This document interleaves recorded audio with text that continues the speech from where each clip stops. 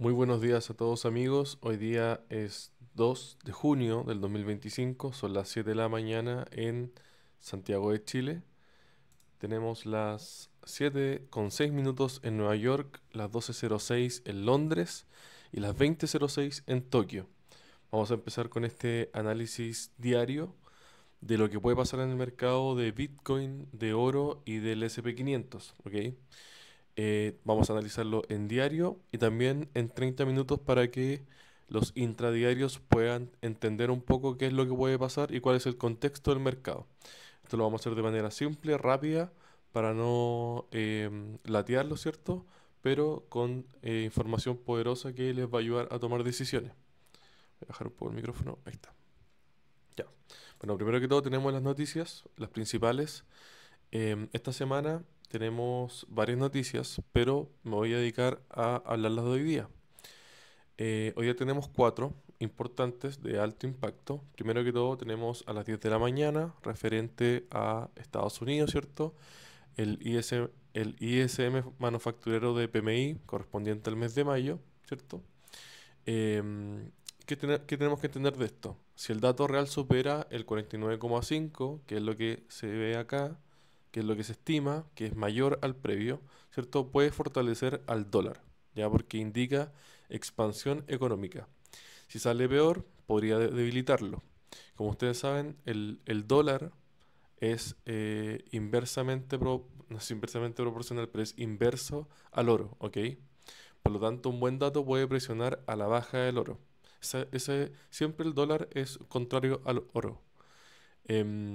Después tenemos a las 13:00 em, el discurso de Powell, ¿cierto? El presidente de la Fed, que también impacta, que se origina en Estados Unidos, ¿cierto? Y aquí no hay un dato que se tenga que dar, pero sí, como conocemos mucho los traders, cualquier comentario sobre inflación, sobre tasas de interés puede mover fuertemente al mercado y los que trabajan en gráficos pequeños, ¿cierto? De 1 minuto, 5 minutos, probablemente vean grandes movimientos dependiendo de lo que se diga. ¿Ya? Hay que tener mucho ojo y estar muy atento a las señales sobre futuras alzas o bajas de tasas. Después tenemos una noticia a las 21:30 que va a afectar al dólar australiano, en el cual son minutas de una reunión, ¿cierto?, del Banco Central de Australia.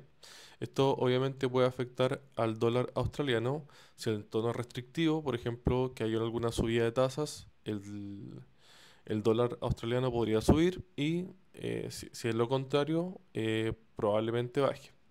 Ok, finalmente, hoy día a las 21:45 tenemos el PMI manufacturero Caixin. Caixin es una empresa privada china que entrega informes financieros. ¿Cómo lo tenemos que interpretar? Afecta el sentimiento de riesgo global. Como todos sabemos, hay harta tensión entre Estados Unidos y China.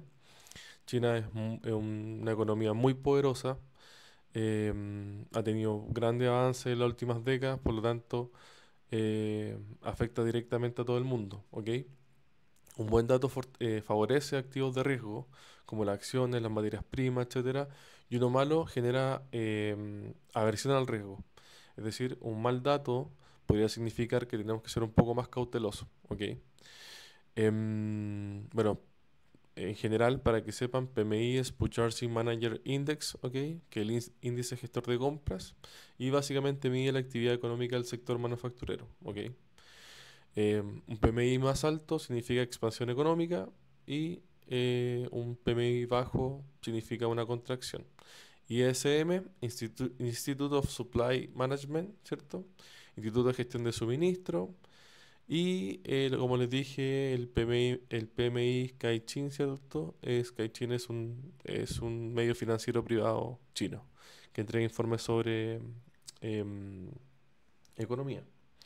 Bueno, pasemos rápidamente. Bitcoin hoy día, si nos damos cuenta, primero que todo, estamos todavía en una tendencia alcista. ¿Ya? Para todos los que les digan que no, Bitcoin está cayendo, no es verdad. Aún estamos en una tendencia alcista, al menos en el largo plazo.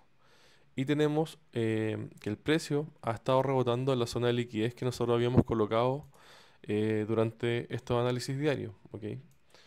Vemos que está rebotando justo en este sector, ¿cierto? Está en 104.466 de su valor y probablemente veamos movimiento importante a partir de las 9:30, que es hora de Chile cuando abra la bolsa de Nueva York. Em, por ahora no encontramos alcista, es decir, todos nuestros movimientos deberían seguir al alza, ¿ok? Recuerden que las zonas de liquidez son lugares muy volátiles donde eh, algo se va a definir. Se va a definir si es que el precio rebota, ¿cierto? O si sigue en dirección a cambiar su tendencia. El oro, ¿cierto? Rebotó justo en la entrada de nuestra zona de liquidez, la que habíamos marcado, y nos encontramos en una fase alcista del 2023, si no me equivoco, ¿cierto? Probablemente aquí lo encontremos y lo hayamos hablado en otros videos. Diciembre del 2023, desde hace 2 años, sigue siendo alcista. Por lo tanto, estamos muy lejos de ver un cambio de tendencia, como vemos acá, que yo estimo que es en 2570 aproximadamente. Esto quiere decir que en cualquier temporalidad nosotros deberíamos seguir comprando, ¿ok? Obviamente en micro tendencia, en 30, en 5, en 15, etcétera, podemos encontrar, disculpe, en micro temporalidades podemos encontrar micro tendencia. Por lo tanto, eh, es mi deber decirles que sí hay que comprar. En estos casos significa una ventaja para ustedes, pero no significa que no puedan encontrar oportunidades en un short o una venta, ¿cierto? En, por ejemplo, 5 minutos. Nos encontramos lejos de la zona de liquidez, ya el movimiento ya se realizó el 16 de mayo, por lo tanto, a largo plazo deberíamos seguir viendo un movimiento alcista. Vamos a pasar al SP500. El SP500, si bien ha tenido alguna recuperación, sigue estando en tendencia bajista, ¿ok? Entonces, la teoría dice que deberíamos seguir vendiendo, que esa es la ventaja que tenemos, ¿ok? Pero aplica lo mismo que les comenté hace un rato. Recuerden que ningún indicador por sí solo les va a servir, ¿ya? Aquí no hay una ciencia exacta. Por lo tanto, es importante que complementen los cruces de EMA, ¿cierto? Los osciladores y todos los indicadores que ustedes usan para hacer su análisis diario. Como vimos, rebotó cerca de nuestra zona de liquidez, ¿cierto? De hecho, casi llega a nuestro punto de cambio de tendencia. Esto fue en abril. Pero no llegó y llegó a rebotar nuevamente. Actualmente se encuentra en 5.892. Ojo, ojo con esta vela, ¿cierto? Todas estas velas son muy indecisas, ¿ok? Eso significa que este movimiento alcista tal vez no tiene suficiente poder o los compradores no tienen suficiente poder para seguirlo manteniendo. Y como estamos en una tendencia bajista, hay que tener mucho ojo con eso. La cámara me quedó un poco abajo. Em, Eso por ese lado y vamos a verlo en 30 minutos. Primero vamos a ver el Bitcoin para ir en orden. Bueno, como podemos ver, desde el 29 de mayo, nuestro indicador personalizado ha funcionado súper bien. Esto también lo hemos ganado, esto también por poco, ¿cierto? Está pendiente, probablemente después suba, pero no fue muy precisa. Em, Podemos ver que los cierres del día anterior, es decir, del viernes, no, Bitcoin, verdad que no cierra, es del día domingo, podemos ver de que estamos bastante lejos de los cierres del día anterior. Por lo tanto, es de esperar que esto siga bajando, ¿cierto? Pero a las 9:30 algo ocurra. Si es que resiste en esta zona, en este soporte, probablemente veamos un movimiento al alza, ¿ok? Si lo logra superar con fuerza, probablemente veamos, ¿cierto? Em, una continuidad del movimiento bajista. Ojo que si supera esta resistencia, cuando suba, si es que sube, podríamos ver, grandes movimientos al alza, porque aquí claramente hay un rompimiento de estructura, ¿ok? Y ojo, si es que resiste esta resistencia en caso de subir, ¿cierto? Podríamos ver una oportunidad de venta ya que hay un doble techo. Seguimos con el oro. Normalmente mis análisis son muy largos, así que estoy tratando de hacer más cortos para no aburrirlos. Em, podemos ver, podemos ver, ¿cierto?, de que el precio en la sesión de Londres, ¿cierto?, en la mañana, madrugada de Chile, superó muy fuerte al alza, ¿cierto?, el día anterior, ¿cierto?, el día viernes.